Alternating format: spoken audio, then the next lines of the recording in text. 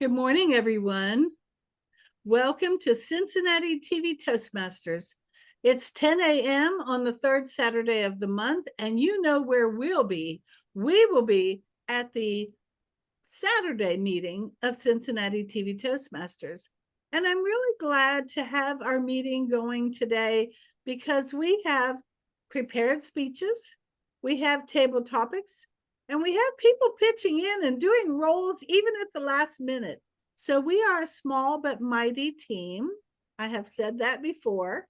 And I will offer our opportunity to welcome any guests that may be listening to this on YouTube, because one of the things that makes our club unique is that we are virtual only.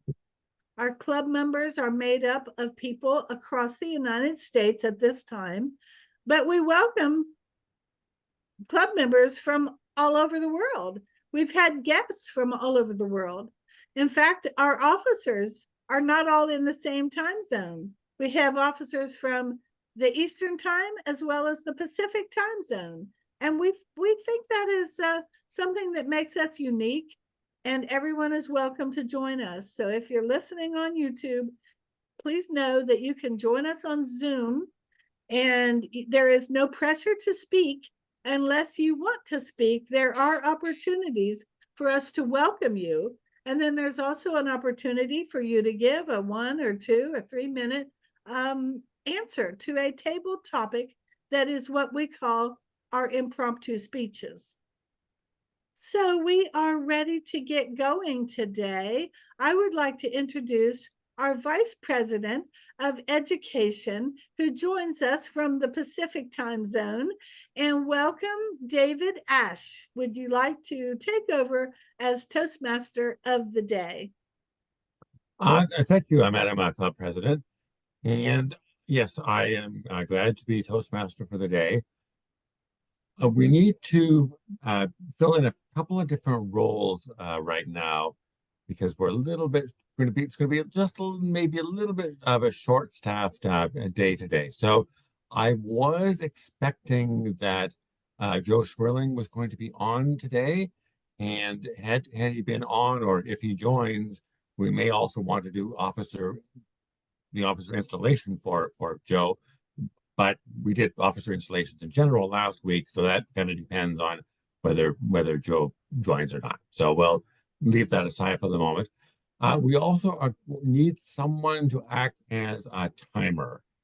I believe since we're a little bit short-staffed, I believe that I can serve as the timer today if I can figure out how to choose my background. So for example, in table topics, which is an opportunity for everyone to speak on an impromptu topic, that's normally 1 to 2 minutes, and I will give green at 1 minute, yellow at 1 minute and 30 seconds, and then red 2 minutes.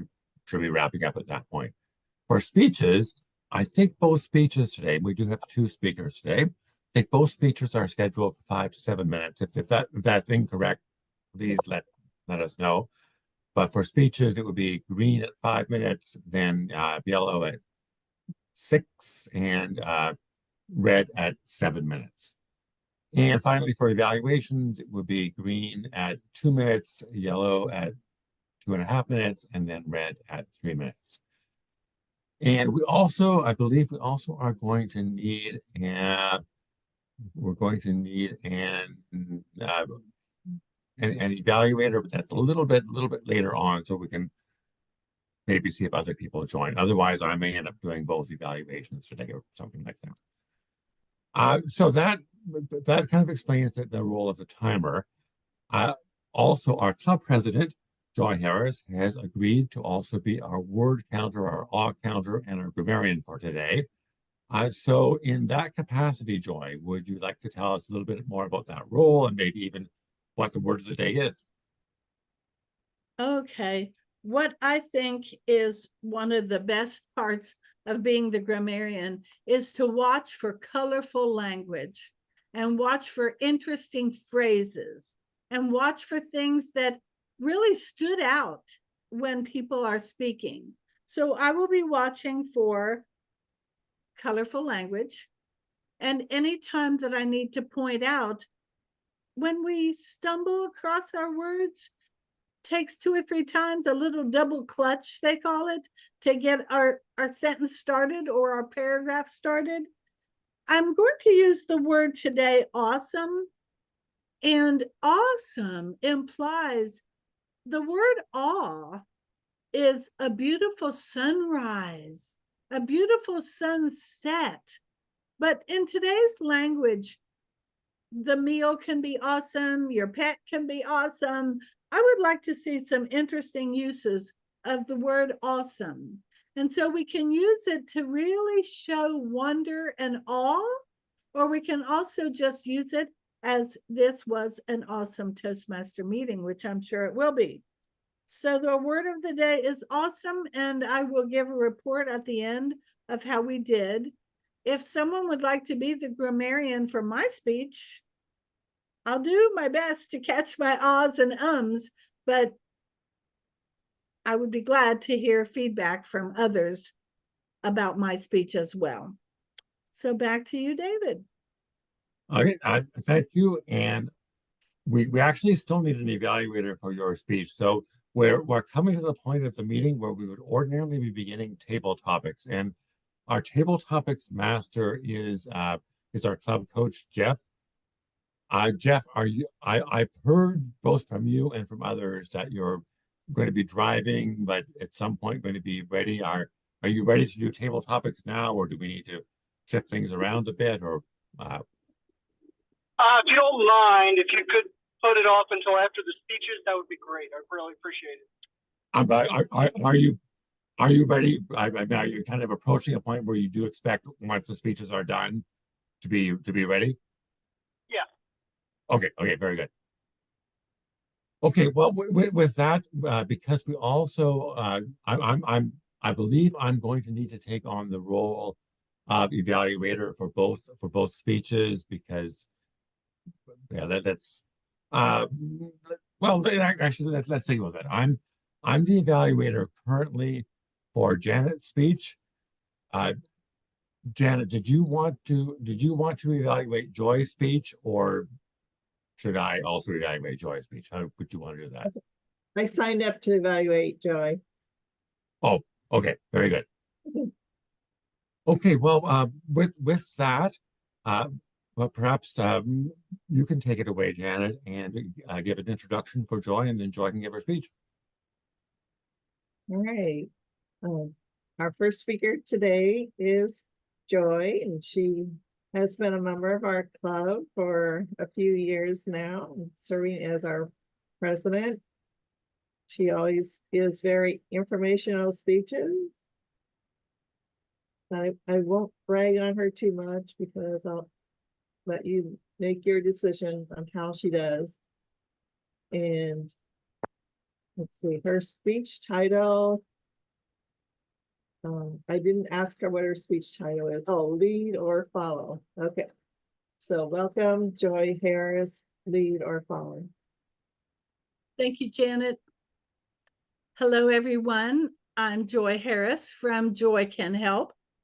And I'd like to talk a little bit about leadership in a large organization and discover the reasons to be a leader or a follower. In my experience, I have been hired in to large corporations to lead very extensive changes in the organization, to lead a project where all of the departments will be impacted. And what I found out is that it's very important to be a follower, even when you've been hired in as a project manager. What I found out is that sometimes more than 100 people are interested in your project, and managers from all across the organization join your meetings, and director level people join your meetings. And they are there to support the people in their departments that will do the work. So leaders from all across the organization They want to allow people in their team, on their department, to also be a part of the project and to take a leadership role. So when they show up to your meetings, they're showing up to offer support. So I found out that teamwork is key to project success. Now, I have led many large teams, as I mentioned, over 100 people at your meeting. So one of the things about being a great leader is to be a great communicator. And when you're dealing with a large group of people that show up to your meetings, most likely I am talking virtual meetings. These people are spread out all across the country, as possibly all across the world. So your meetings really need to have a topic. Is it a status meeting? Is it a technical meeting? Is it a business meeting? And stay on the topic. Stay focused on what that meeting is meant to be. But with that large of a group, you're going to need ongoing communication where you divide this group into smaller groups and you meet with people one-on-one as necessary. And sometimes you create smaller mailing lists for the people that are just interested in their aspect of the project. And that's one way to be a great communicator with the large groups as well as the small groups. So you really can't control what other people see and hear. It's pretty obvious that our words matter as a project leader, but we need to lead by example. Some people may think what you just said was awesome, and other people may not really resonate with what you said. So your actions matter. And again, whether you're in person in a conference room or whether you're leading a meeting on Microsoft Teams or Zoom, your body language does matter. And your vocal variety, when you're asking for support and giving motivation, your vocal variety does matter. So you need to lead by example. Now, since you were hired in as a manager, the respect, it comes built in a little bit. And many times you are looked at as the person who needs to make firm decisions. But one of the key aspects of being a leader is to show optimism. You're able to make decisions, you're able to make firm decisions, but you also evaluate, is that my decision to make? Is it a team decision? Are there other managers or directors who should be involved in this decision? But so that they can respect you as their leader, you need to set the expectations of what you expect from people on your team, and you need to expect positive outcomes. You need to be sure that they can do it. And when you ask them to create one of something, you don't want them to create 10 to make it better. There is no need to gold plate the project. Just do what is expected, and your enthusiasm and appreciation will show through by being an optimistic leader. You also need to use your listening skills and your skills of including others. So one way to do that is have an open-minded attitude so that everyone feels heard at the meetings. You want to give everyone an opportunity to contribute, and you want to listen to the ideas of others and evaluate and incorporate other ideas as appropriate. Now, they will mirror your authenticity. And to build trust in your team, you need to show integrity. And if you show personal integrity, and if you show honesty and ethics, that's what you will get back from your team. I have found out that a key success factor is to literally use teamwork principles. And you will end up having an awesome project and an awesome team that delivers change within a large organization in a successful manner. So thank you for listening. I'm Joy Harris from Joy Can Help. Thank you. Thank you, Joy, for that awesome speech.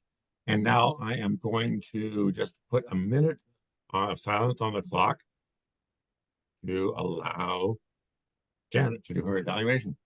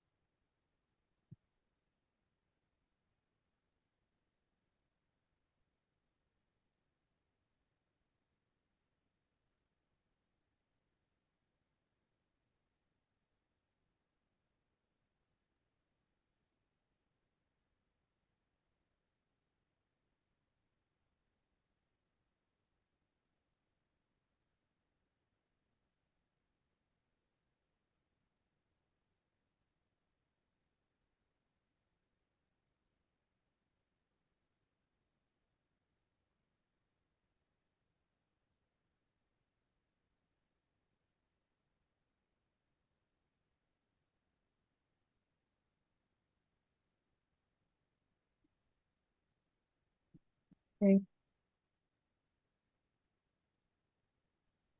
You ready? I noticed someone has joined as Google Pixel 8. Is that an AI tool? Is that a person? Is that Jeff? Does anyone know? Whoever it is did not appear immediately when we started recording, so I don't know who that is. Okay. Mine should say Zoom Master or Jeff on it. I don't have a Google 8. I wish I did. Pixel. Yeah. There's someone else who's on. Oh, okay. Don't know what it is. Okay. So with that, it is my honor to now introduce. I can get here. Okay. To now introduce our second speaker, who is one of our awesome long-term members of this club. Our next speaker is Janet Kassalen, and she will be giving her second speech in Toastmasters Visionary Pathway today. And it's always good to see people reaching out for particular goals in the Pathways program for 5 to 7 minutes, writing a speech with purpose. Please welcome Janet Kassalen as she shares some memories she has about one of her grandmothers on her dad's side of the family. Janet Kassalen, cinnamon rolls, noodles, butter. Cinnamon rolls, noodles, butter. Janet Kassalen. Sugar and spice and everything nice. That's what little girls are made of. And my grandmother, White, made cinnamon rolls. And you can imagine the dish with her homemade bread raising up in the oven, and the smell of the yeast and the gooiness of the syrup, brown sugar and butter on top, the cinnamon rolls. It was just very yummy for a young little girl to have cinnamon rolls at her grandmother's house. And my grandmother,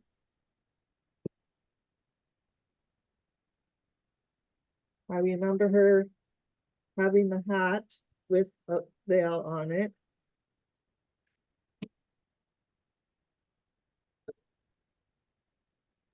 She probably had some wire-frame glasses. She was born in 1896 and married in 1923. And when she got married, she probably got to pick out some dishes. And this is one of her dishes. They were Fostoria, and it has 21 points and a array of lines in the center of it. And the geometric shapes were sometimes called cubist pattern. This was American vintage dishes. So one of the things I remember my dad always asked her to make when we went to visit her was some noodles, and she would use this dish to put her noodles in. And she didn't have a machine to cut the noodles. She would cut them by hand. They were a little bit thicker, and she worried that us girls, my sisters and I, wouldn't appreciate the noodles as much as store-bought noodles. So when my dad kept bragging about her noodles, she felt a little nervous about them, but he thought they were awesome. And I remember one time my grandmother shared with me about during early part of the war or after the Depression, that butter was rationed, and the butter they got was a big hunk, like a white hunk of lard, and they had to add yellow food coloring to it. Well, I recently obtained this butter dish that my grandmother had, and apparently back then the butter was round. So that I'm kind of glad that she shared that with me, because sharing knowledge about yourself and what things that you experience, it's teaching me things about her and her life. And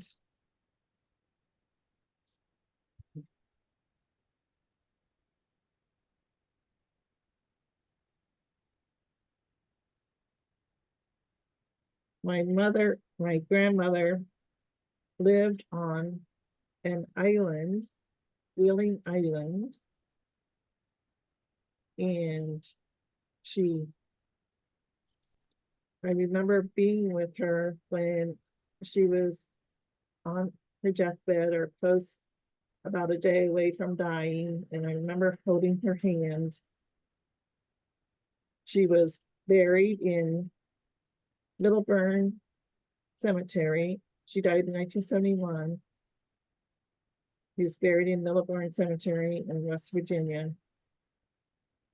And I always like this quote by an unknown person: "A grandmother's love is forever and always." So I am so glad that I recently obtained these dishes from one of my cousins, and they brought back memories of my grandmother. Thank you.